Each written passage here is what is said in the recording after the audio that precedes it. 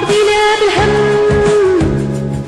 أرضينا بالهم يا يما والهمة طبينا أرضينا بالظلم يا يما سكتنا وسكينا عينينا أرضينا بالهم وأرضينا بالهم.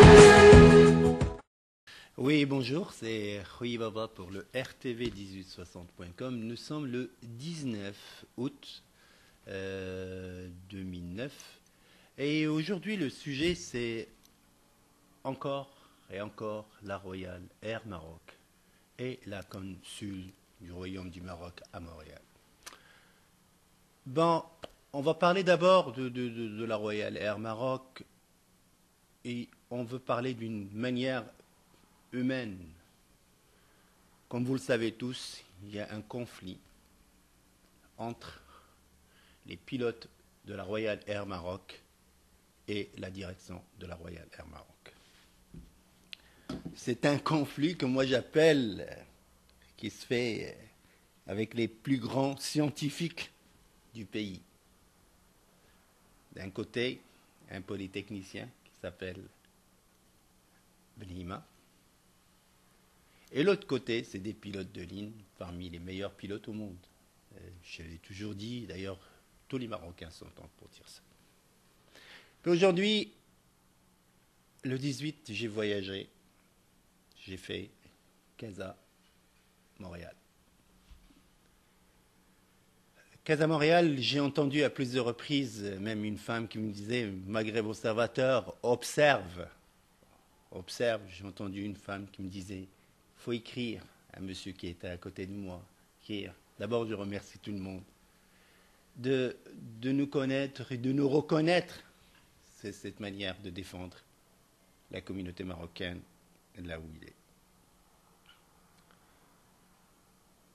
Et le problème que moi je ne savais pas que c'était pendant 2 jours que ces gens-là traînaient dans des hôtels avec des enfants, avec tout le monde parce que le vol était annulé.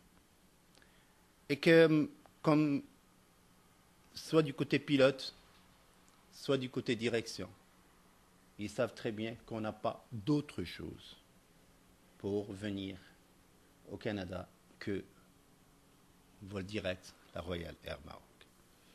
Et comme vous le savez tous, que ces gens-là, qui font partie de la communauté marocaine du Canada, ils ont payé un billet aller et retour.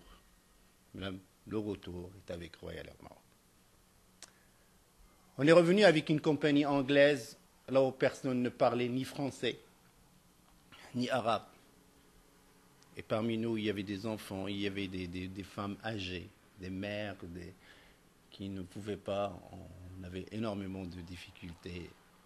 Là, quand il y avait les turbulences, l'avion bougeait, on entendait en anglais qu'il faut s'asseoir. En français, on entendait, ils ont fait des efforts. Assis, c'est tout ce qu'on a entendu. C'est un mot qu'ils ont. En tout cas, je demande, et au nom de la communauté marocaine du Canada, s'il vous plaît, faites une exception dans votre grève. On comprend que vous demandez de part et d'autre, peut-être, ils sont légitimes. Ça, c'est un droit. Tout le monde a d'exercer son droit de grève. Mais je fais appel à votre côté humain. Cette ligne-là, épargnez-la. Casa-Montréal, dans votre grève, montrez votre côté humain. Entendez-vous sur ça et vous dites, ces Marocains de là-bas, ils n'ont pas d'autres moyens.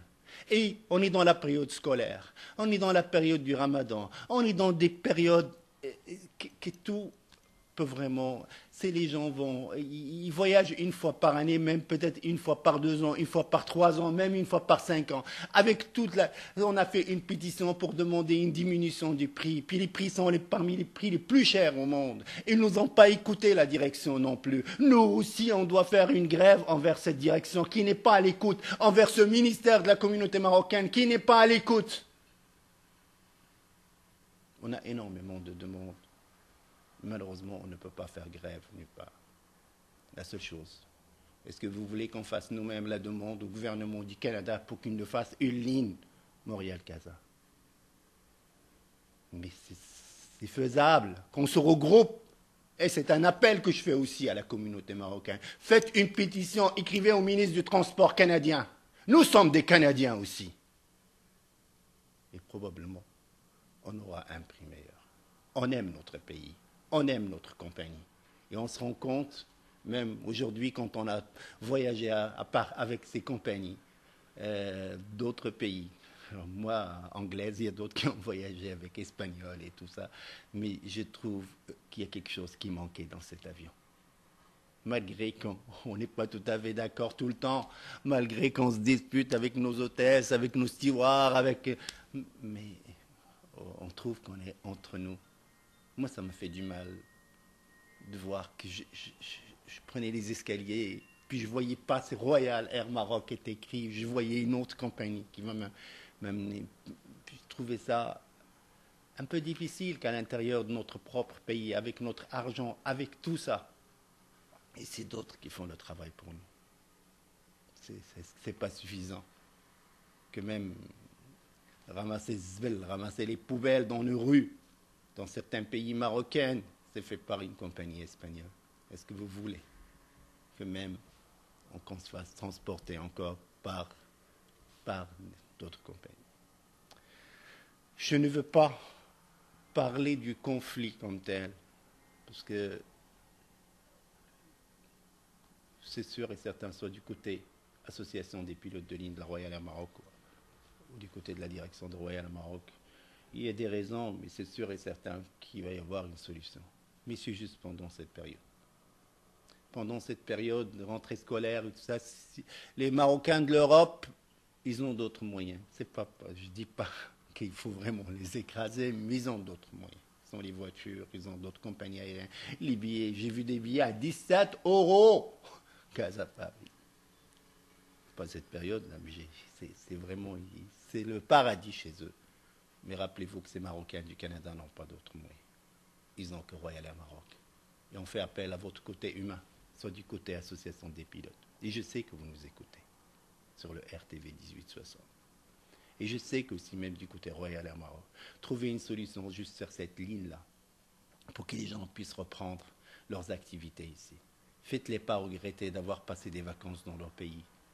Et rappelez-vous que les gens ont payé jusqu'à des familles qui ont payé jusqu'à 9 000 $.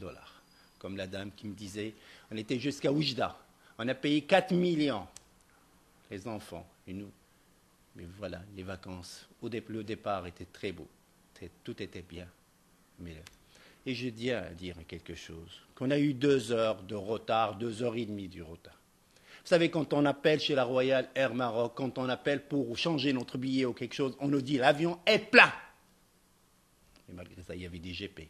Il y avait même des retraités du GP. Puis là, il y avait des gens qui étaient debout parce qu'ils ne trouvaient pas de place. Comment ça se fait que les GP embarquent avant les passagers? Comment ça se fait que les passagers ne trouvaient pas de place? D'ailleurs, tout le monde avait dit Y, hein, il n'y avait pas de place définie. Et comme j'ai dit, il y a un entre d'autres qui était même retraité de la Royal, mais il colle, ça colle, Greda. Puis il a laissé cette période-là pour que les gens puissent rentrer. Et il fallait tout ça, le retard, est-ce qu'il fallait débarquer, enlever des bagages de quelqu'un qui n'est pas... La seule chose qu'on a entendue en arabe, c'était avant pour nous parler du problème. Après, quand on est parti, on était mis dans les mains des Anglais. On est arrivé chez nous. Merci. Et j'espère que cet appel sera écouté. C'était Rui Baba du RTV1860.com. أرضينا بالهم أرضينا بالهم يا يما والهم طبينا أرضينا بالظلم